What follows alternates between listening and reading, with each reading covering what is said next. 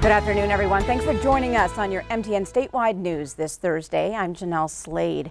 Well, the coronavirus situation at a Billings long-term care facility is just getting worse. Today, Yellowstone County health authorities announced the virus has claimed 3 lives at Canyon Creek Memory Care Center.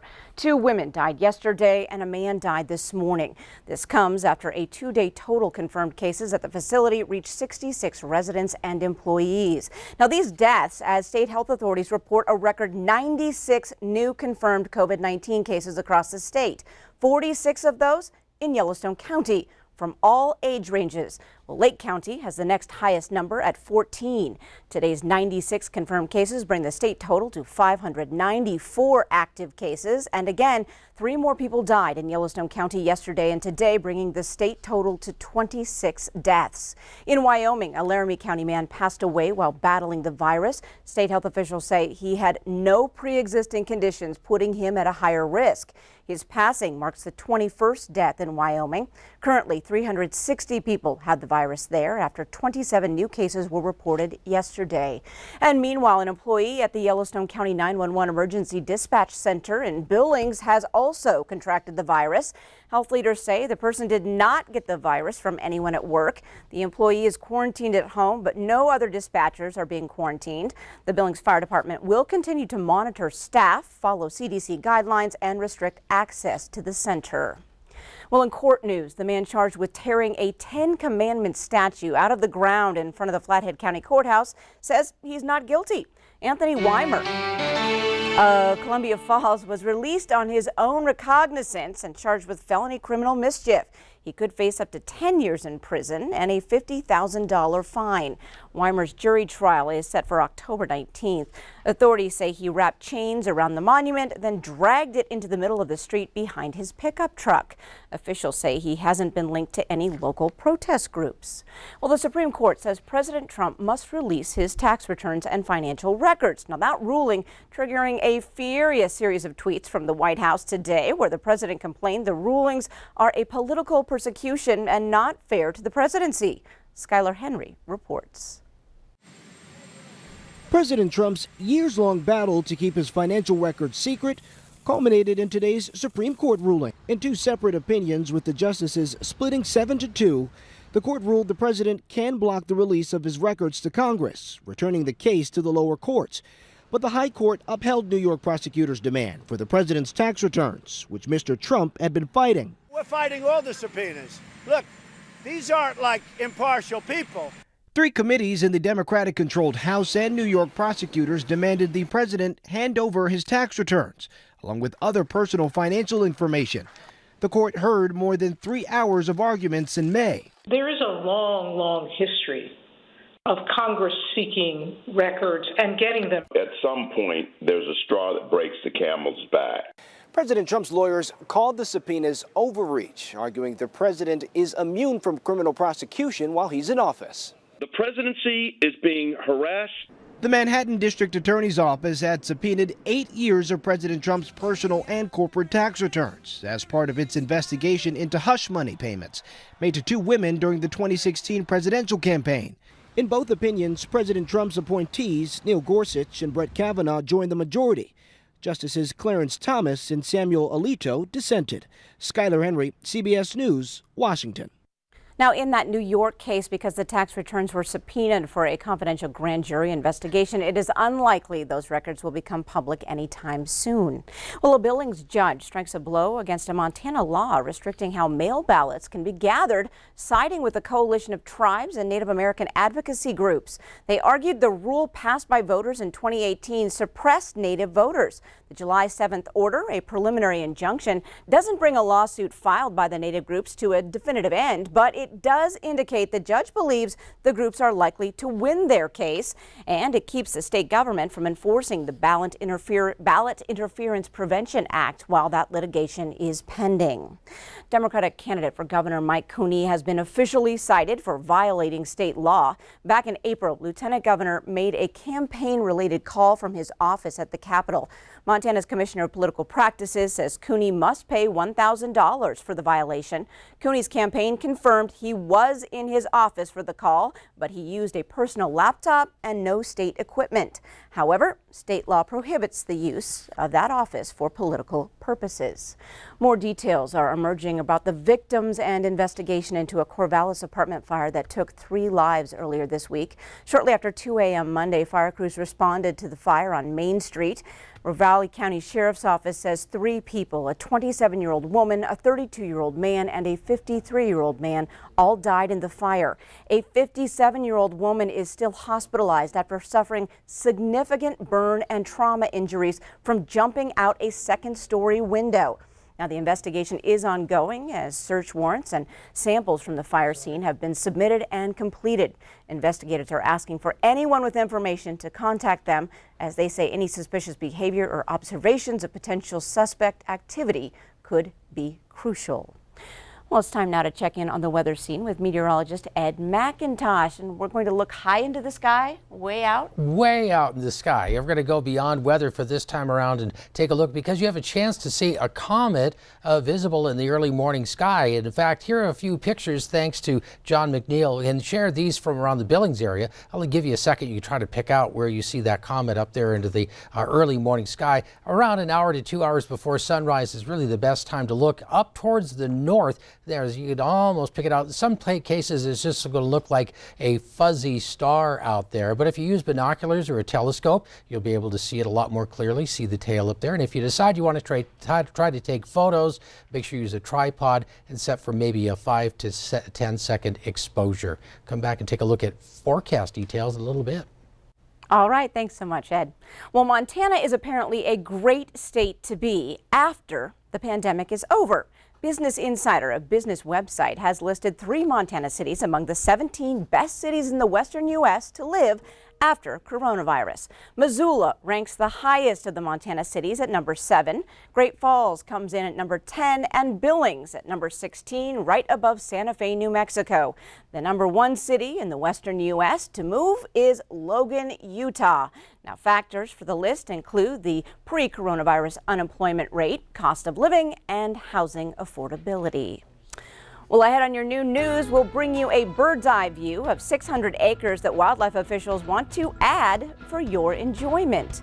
The time now is 12:07, but first, Ed's in next with your statewide weather forecast.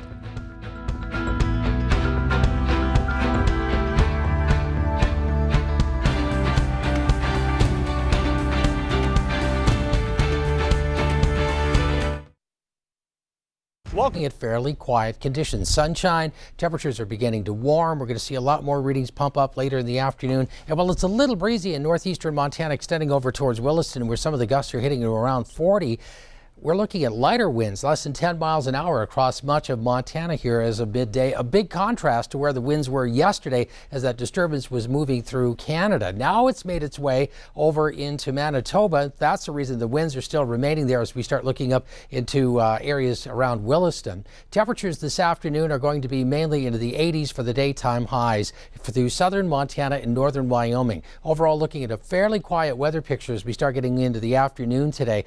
Nothing more than a light breeze for the most part, and looking at temperatures around seasonal averages, a little bit on the cool side through northern Montana, and some winds could start to pick up down the east mountain slopes. You'll notice the green shaded area over into the eastern portion of Wyoming, where we have the potential for some stronger thunderstorms to develop, especially once we start looking into South Dakota. It was a busy night last night from around Rapid City towards the south, and some of those storms could redevelop. But for the most part, we're looking at temperatures just a little shy of average, or right close to the 30-year average during the afternoon today. Just a little wave here and there. You can see a few showers that want to come off the mountains by the time we start getting later on into the day.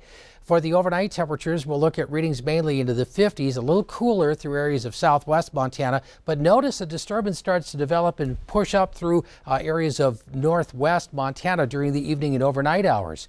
That's going to be the leading edge of a system that's going to swing across the state and bring a decent chance of a shower or thunderstorm across the northern portion of Montana as we start taking it through the day tomorrow. We'll look for those showers and thunderstorms to push from west to east and then start to move across the eastern plains by later later in the day. The green and especially yellow shaded areas show where we have a slightly increased chance after it collides with this hotter air of creating stronger thunderstorms. So at least some potential for some of those storms to start to develop at the eastern edge of the state tomorrow that could create gusty winds, hail. A pocket of heavy rain could develop along with that as well. So here's how things look for us as we get into the next few days. Temperatures in the 70s, 80s, maybe around 90 in Missoula by the time we start getting into Saturday. That'll likely be the warmest day of the week there. Great Falls and Helena looking at a chance of a shower or thunderstorm, perhaps very isolated tomorrow as that system rolls through to the northern portion of the state. Temperatures will be in the 70s and 80s by the weekend. Also looking at 70s and 80s across much of the eastern portion of the southwest. Well, southwest Montana will be looking at mainly the 70s for the highs, while the eastern plains will be looking at 80s, then 90s as we start getting in towards the early part of the weekend, especially hot. We could see readings as hot as the upper 90s to around 100 degrees across the eastern plains by the time we get into Sunday afternoon. But the overall trend for everybody by the time we start getting out of the weekend and into early next week is going to be for cooler than average temperatures. So watch for the winds to pick up tomorrow. Isolated thunderstorms. It heats up and then cools back down again. Janelle, back to you. All right, thanks so much, Ed. Now, grizzly bears near Yellowstone National Park will once again be protected under the Endangered Species Act. Yesterday, an appeals court upheld a ruling stating the Federal Fish and Wildlife Service acted contrary to the best available science when the bears were removed from the list in 2017. Right now, there are 700 grizzlies in the region. That's up from just 100 when protections were first implemented in 1975. Conservation groups applaud the ruling as a victory in protecting the animals from trophy hunting. Well, the state is adding 600 acres of public lands from a prime wildlife area near Anaconda. MTN's John Amy took to the air to bring us a view. The parcel we're going to look at is right at the bottom of that. Okay. We're going to want to go up like this and loop around. Okay. Wildlife officials got a bird's eye view of the Garrity Mountain Wildlife Management Area this week in an effort to add 600 acres of public land to the wilderness area near Anaconda. So whether you want to go out and just take a hike, walk your dog, do other things on it, you're welcome. It's open for public use. The new public land, called the Stumptown Addition, was purchased by the state from a private landowner. The area near Anaconda is a perfect migration corridor and calving area for wildlife. Members of EcoFlight took a plane over the site to get aerial photos of the land.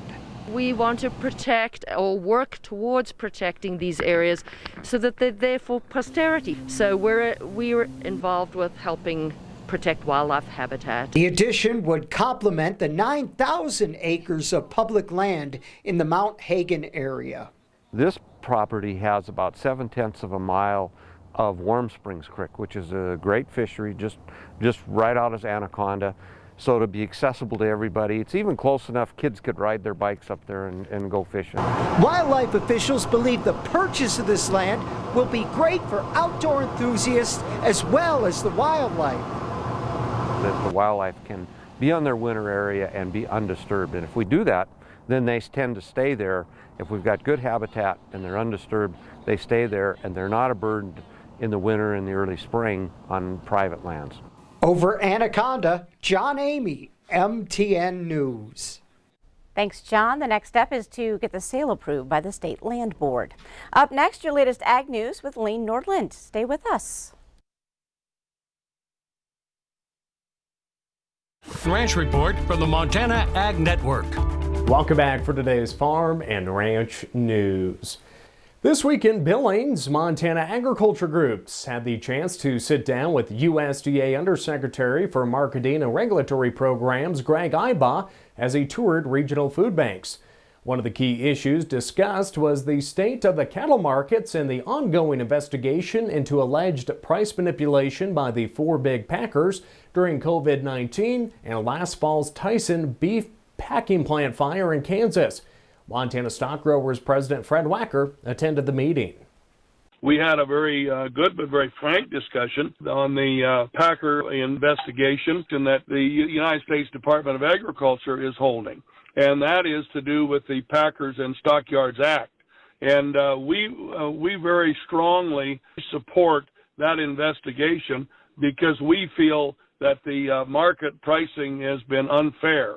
So I think they're working on it. It's obviously he feels it's getting closer, but he's a politician, and they have their own timetable also.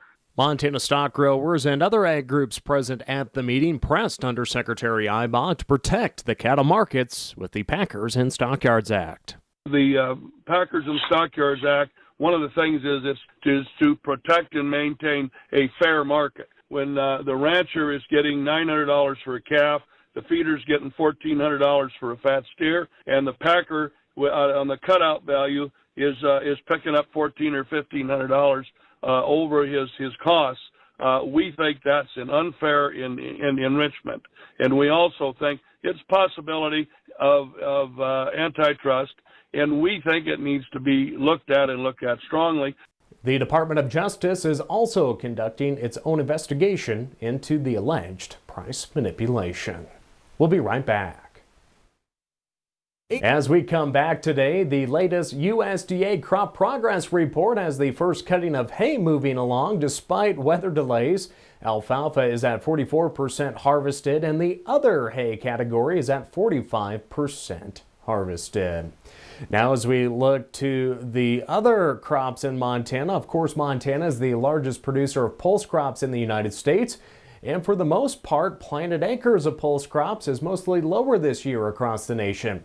USDA reports that nationwide dry peas planted are down by 14% from last year at 971,000 acres. Lentil acreage is actually increasing by 1% at 474,000, and chickpea acreage is down, but not by much from 2019, averaging out to about 26% decline for a total of 306,000 acres. But here in Montana, acres planted for chickpeas was reported at 111,000 acres, down 44% from last year. Dry pea growers planted an estimated 450,000 acres this year, down 80,000 from last.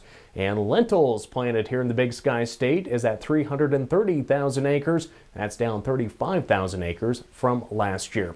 And fun fact of the day, the term pulse is derived from the Latin term pulse, meaning seed or grain that can be made into a thick soup. The more you know. That's today's Farm and Ranch News. Thanks so much, Lane. Well, after being closed for nearly 4 months, Walt Disney World's theme parks in Orlando are prepping for a phased reopening. The theme parks will open July 11th with a significant restriction on capacity. There will be temperature screenings prior to entering a Disney park. Guests will notice numerous new hand washing stations and be required to wear masks and practice social distancing. All parades are canceled for the time being, and kids won't be able to hug their favorite costumed characters, but I'm sure it will be magical. I'm sure. You can't go there without it being magical, can you? It has to be magical. Yeah. Just like your forecast. I hope it is a little bit magical. We'll look for temperatures over the next few days to be 70s, 80s, even some low 90s. We'll have some isolated storms that start to develop over the course of the next few days across the region. We'll look for temperatures around Great Falls and Helena to be a little cooler tomorrow, with isolated showers and thunderstorms starting to pop up with a fast-moving cold front. Southwest Montana will also see temperatures move up a little bit, especially by the time we start getting towards the weekend. We'll look for highs 70s, 80s, pretty close to seasonal averages, and then cool down towards the beginning of next week. And for eastern Montana, we'll look for the temperatures to be the hottest likely on Saturday, or rather Sunday, with highs moving into the 90s, close to 100 degrees for several locations. Thanks, Ed. Stay safe and have a great day, everyone.